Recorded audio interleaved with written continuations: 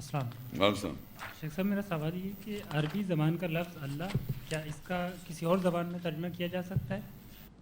پہلے تو آپ یہ دیکھیں، انہوں نے کہا کہ اللہ کا ترجمہ جو ہے وہ ترجمہ، جیسے میں نے کہا تھا کہ ہمارے انگلش میں کیپٹل GOD گاڈ انگلش میں، اور اردو لینگویج میں اس کو کہتے ہیں خدا، جو فارسی میں بھی خدا کہتے ہیں، یہ اللہ کا ترجمہ ہو گیا۔ اب یہ ایک بحث چل رہی ہے دنیا میں کہ آپ اللہ کا ترجمہ نہیں کر سکتے صاحب۔ ہاں، یہ بہت بڑی بحث ہے یہ بیکار کی کیونکہ اس کو میں آپ کو اس کی وجہ بتاؤں آپ کو۔ دیکھیں، ہم نے ابھی میں نے صفاتی نام پڑھے تھے قرآن مجید میں ابھی، کہ وہ رحمان ہے، رحم کرنے والا، اور وہ قہار ہے، قہر کرنے والا، جبار ہے، جبر کرنے والا، تکبر کرنے والا۔ میں اردو بولتے جا رہا تھا، اس کے ساتھ آپ کو سمجھ میں آ رہا تھا۔ تو یہ الفاظ جو اللہ کے صفاتی نام ہیں، وہ اس کے ترجمے ہی سے پتہ چلتا ہے وہ کون ہے۔ اگر آپ ترجمہ نہیں کریں تو سمجھ میں نہیں آئے گا نا۔ تو اسی طرح اللہ تعالیٰ کا ترجمہ آپ کسی بھی لینگویج میں کہہ رہے ہیں، اس کا ترجمے میں کوئی غلطی نہیں ہے، مگر کانسیپٹ میں بتا دوں فرق کہاں آتا ہے۔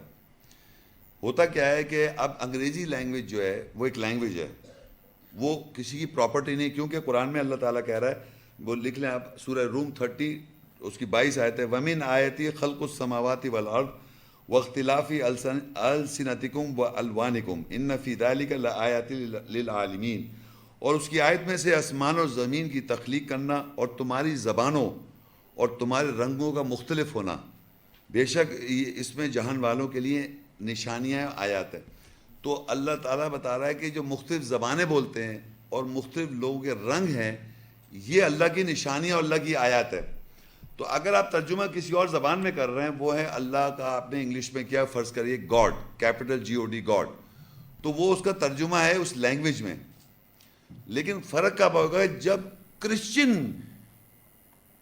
کہے گا گاڈ، تو اس کے ذہن میں Father, Son and Holy Ghost آئے گا، سمجھ رہے ہیں؟ اور اگر کرسچن عرب جب کہے گا اللہ عربی میں، وہ تبھی فادر، سن، باپ اور بیٹا آ جائے گا۔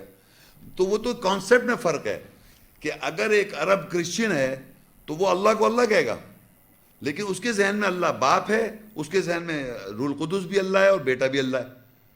ان the name of the father, the son and the holy ghost, in the name of father کا باپ اور بیٹا اور روح القدس کو ملا کے اللہ ہے، ان کے حساب سے، عیسائیوں کے حساب سے، عرب عیسائی کی بات کر رہا ہوں۔ تو جب عرب عیسائی اللہ کہتا ہے تو وہ 3 چیزیں سمجھتا ہے، جب مسلمان کہتا ہے وہ ایک سمجھتا ہے۔ تو زبانوں میں کانسیپٹ میں فرق آ جاتا ہے، سوری کانسیپٹ میں نہیں، مذہبوں میں فرق آ رہا ہے، لیکن لفظ میں فرق نہیں آ رہا۔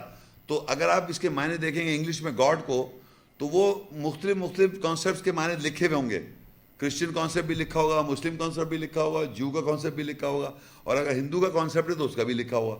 تو میں کہنا چاہ رہا ہوں، لینگویجز، کسی لینگویج میں آپ ٹرانسلیٹڈ فارم میں اگر اس کو ٹرانسلیٹ کر دیں گے، اللہ بھی کہہ دیں، خدا بھی کہہ دیں، گاڈ بھی کہہ دیں، اور ہندو میں پتہ نہیں بھگوان کہہ دیتے ہیں، اشیور کیا ایشور کہہ دیتے ہیں، تو کہنے کا مقصد یہ کہ وہ جو کانسیپٹ ہے ایشور کا، اس میں مسلمان جب ایشور کہے گا تو یا بھگوان کہے گا تو وہ کچھ اور کہے گا۔ ہندی لینگویج میں جب مسلمان ایشور یا بھگوان کہے گا، اس کا کانسیپٹ اللہ کا ہوگا جو قرآن میں ڈیفائنڈ ہے، اور جو ہندو کا کانسیپٹ ہندی لینگویج میں جو ایشور اور بھگوان کا ہوگا وہ اپنے حساب سے کہے گا۔